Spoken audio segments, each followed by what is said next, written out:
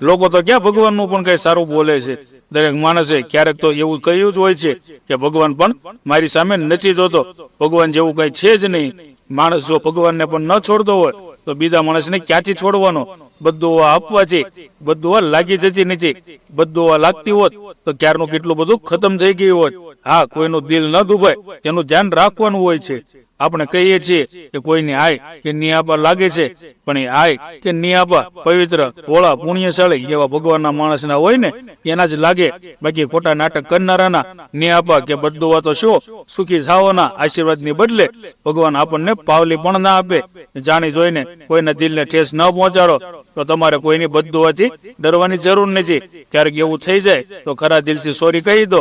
સામેના માણસની તો ખબર નહીં, પણ તમને તો હળવાશ લાગશે જ, પણ હા, એ સોરી શબ્દ સાચા અર્થમાં હોવો જોઈએ।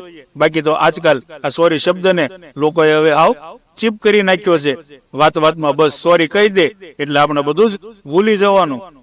શોધું છું એને જેને આ સોરી શબ્દ શોધ્યો છે, કરેલી ભૂલોમાંથી છૂટી જવાનો સરળ રસ્તો શોધ્યો છે। ન કે નાની કે ન મોટી ભૂલ ક્યાં મપાય છે, ઘા થાય છે કોઈના હૃદય પર એવું ક્યાં સમજાય છે? અહીં તો ભાઈ સોરીના અસ્થાયી મલમ વપરાય છે। માફી આપનારા ઉદાર કહેવાય છે, અને કાળજે કેવી વીતી એવું ક્યાં કોઈ જોવા જાય છે। હસીને કહી દીધું ઇટ્સ ઓકે, એમાં તો બધું ભૂલી જવાય છે। શોધું છું એને જેને સોરી શબ્દ શોધ્યો છે।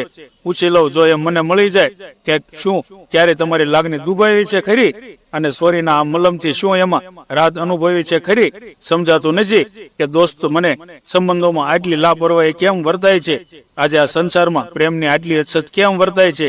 કોઈ પણ થાય એટલે સોરીનું મલમ છે જ ને, વાપરો તમારે મફતનું જ છે।